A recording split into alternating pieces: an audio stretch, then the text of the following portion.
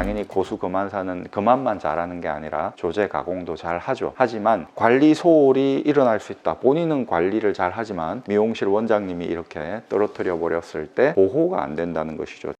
여러분 안녕하십니까, 이구루입니다. 오늘은 제가 그닥 좋아하지 않는 명품 안경테, 린드버그 안경테를 가지고 나왔습니다. 고객이 가지고 오셨습니다. 본인은 이 테가 너무 좋다는 거예요. 여기 보시면 찌개졌죠, 이렇게 이 부분이. 이거 왜 이래요? 그러니까 미용실 원장님이 떨어뜨려 버렸다. 그래서 이렇게 깨졌다 하더라고요. 역삼각을 내고 이 철 프레임을 직접 맞닿게 하는 방식이기 때문에 이렇게 취약하다라고 제가 린드버그 영상에서 말씀드렸지 않습니까? 그리고 왜곡 검사기에 넣어보니까 약간 왜곡도 되어 있어요. 그런 걸 이분도 잘 알고 있습니다. 잘 알고 있지만 디자인이라든지 이런 게 너무 마음에 들어서 가벼워서 평생 쓰고 싶다. 그러니 꼭 원용 안경은 여기다 해달라 라고 하시더라고요. 그렇습니다. 제가 말씀드린 게 이겁니다. 린드버그 안경테의 이런 문제점 충분히 인지하고 있는 분들이 쓰는 거다. 이런 문제점이 있다. 하지만 린드버그의 브랜드 이미지, 가볍다는 어떤 장점, 그런 게 있으니 쓰려는 사람은 써라, 이런 식으로 마케팅을 해야 되겠죠. 그러면 이렇게 문제가 있다는 걸 알지만 기어코 쓰려는 분들이 있다는 것이죠. 완전 충성 고객이겠죠. 제가 호언장담을 했습니다. 왜곡 없이 만들겠다라고요. 이분의 눈의 특성, 기능상의 특징에 대해서 말씀드리면 상사위가 있었고요. 이렇게 0.7 프리즘, 그리고 외사위가 3 프리즘이 있었습니다. 원거리에서요. 원거리 PRC, 그러니까 폭주 여력을 봐야 되겠죠. 외사위니까 3 프리즘이었습니다. 근데 문제는 근거리였습니다. 이분이 22살이었는데 대화를 해보았을 때 한 28살 돼 보이더라고요. 느낌이. 대학교 다닐 만한 나이잖아요, 22살이면. 그런데 직업 전선에 있었습니다. 그만두고 공부를 다시 하려고 한다 그러더라고요. 그래서 사회생활을 했기 때문에 그런 느낌을 줬구나 라는 생각을 했습니다. 어쨌든 이분이 이제 공부를 하려고 하는데, 책을 보려고 하는데 좀 어렵다라는 거예요. 근거리를 테스트해 봤더니 10프리즘 외사위가 있었습니다. 근데 더 문제는 근거리 폭주 여력 PRC가 1프리즘이었어요. 10프리즘이면 그 2배 20프리즘은 돼야지 겨우 유지가 된단 말입니다. 그런데 1프리즘이에요. 그래서 너무 불편한 거죠. 물론 무던한 성격이고 이러면 참을 수도 있겠지만 아무리 무던해도 안 되는 건 안 되는 겁니다. 조명을 꺼놓고 공부를 해라 그러면 어떻게 공부가 되겠습니까? 글자 자체가 눈에 잘 안 들어오는데. 그런 거라고 보시면 되죠. 눈을 모아야 되는데 모으지를 못하는 거예요. 두 눈이 이렇게 봐야 되는데 한쪽 눈을 가리고 보면 글자가 어렵지 않게 보이지만 한쪽 눈으로 계속 보면 두 눈이 협응이 돼야 되는데 더 이렇게 외편이가 될 수도 있고, 한쪽 눈을 가리고 본다는 게 벌써 핸디캡이잖아요. 그래서 이런 분은 반드시 근용 안경을 맞춰야 되는 것이죠. 집중적으로 내가 하루에 10시간씩 책을 봐야 된다라고 하면 누진 다초점 렌즈라든지 이런 거를 써서는 안 됩니다. 근거리 작업도 하고 컴퓨터도 보고 이렇게 해야 된다라고 하면 기능성 안경을 써야 되지만, 그래서 근거리 안경은 맞춰 놨습니다. 그만원에 준비되어 있던 테로 했죠. 이 테도 아주 좋은 겁니다. 이분은 이런 둥근 스타일을 좋아하십니다. 그런데 여기 보시면 아주 두껍죠. 왜 그럴까요? 외사위도가 높기 때문이다. 외사위도가 높으신 분들은 이렇게 코 방향이 두꺼운 이런 프리즘 렌즈를 하게 됩니다. 자, 그러다 보면 코받침하고 간섭이 생기겠죠. 코 받침 있는 렌즈 부분 이렇게 깎아냈습니다. 그리고 광까지 냈습니다. 오랜만에 수작업을 했죠. 물론 코 부분이 이렇게 된 거 싫다 할 수도 있어요. 외관상, 미관상 이런 거보다 중요한 거는 기능이잖아요. 기능적으로 이분이 이런 렌즈를 써야 되는데 어떻게 할 수가 없어요. 이걸 전체적으로 싹 깎는다 그럼 더 보기 싫다라는 것입니다. 자, 그러면 이제 문제의 린드버그 안경테 제대로 만들어 보도록 하겠습니다. 그 전에 이 안경 왜곡이 얼마나 되어 있는지 봐보도록 하겠습니다. 심하면 이렇게 색깔이 나타나게 되죠. 노랗게. 심하진 않습니다만 왜곡이 전혀 없는 것은 아니다.